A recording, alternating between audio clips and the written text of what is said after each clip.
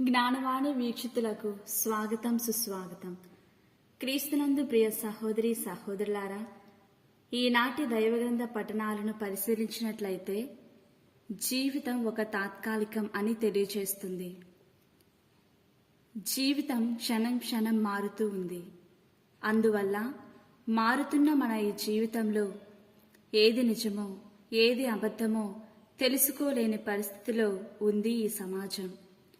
ఏది శాశ్వతమో దానిపై దృష్టి పెట్టాలి. భౌతిక విషయాలకు కేటాయించిన సమయం మనకు శాశ్వతమైన ఆనందాన్ని ఇవ్వదు.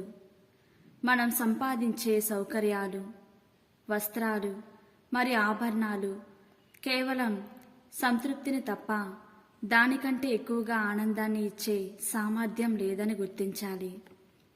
మన చుట్టూ ఉన్న వస్తువులు, మానవ సంబంధాలు క్షణికమే. వాటి ద్వారా మనం పొందే ఆనందం కూడా క్షణికమే. కానీ మన ఆత్మ, ప్రేమ మరియు శాంతి మాత్రం శాశ్వతం. ఈ ప్రపంచంలో మన బంధాలు మాత్రమే నిజమైన ఆనందానికి దారి తీయవచ్చు. కానీ ఇతరులకు మనం చేసే సేవ మన జీవితానికి ఒక అర్థాన్ని ఇస్తుంది. సహాయం చేయటం, ప్రేమ పంచటం వంటివి మన జీవితాన్ని పరిమళంగా మారుస్తుంది. నిజంగా జీవించడం అంటే సాధన చేయటం. ఈ జీవితం తాత్కాలికం కాబట్టి సత్యం, ప్రేమ మరియు శాంతిని గుర్తించి మనం మరింతగా ఆలోచించాలి. ప్రియ సహోదరి సహోదరులారా, మన జీవితం ఒక పరీక్ష లాంటిది. ఈ పరీక్షలో మనం ఎటుపోతున్నామో, ఎటువంటి విలువలు కలిగి ఉంటున్నామో మనలను మనం ప్రశ్నించుకోవాలి.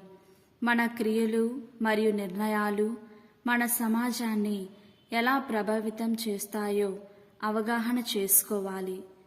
క్షణికమైన మన ఈ జీవితాన్ని కన్నీటిమయం చేసుకోకుండా మంచి ప్రవర్తన కలిగి ఆధ్యాత్మిక సత్యాన్ని గుర్తెరిగి సంతోషంగా జీవించడానికి ప్రయత్నించుదాం. ప్రార్థించుదాం. ప్రేమకు శాంతికి నిలయమైన మా తండ్రి, ఈనాటి పఠనాల ద్వారా మానవ జీవితం తాత్కాలికమని తెలియచేసి ఉన్నావు. మా జీవిత నావకు చుక్కానివి నీవు. తీరం అనే పరలోకం చేరాలంటే నిత్యానందమును ఇచ్చే నీ ఆధ్యాత్మిక వనరులపై మా దృష్టిని నిలుపుటకు కావలసిన శక్తిని, ఆధ్యాత్మిక వరములను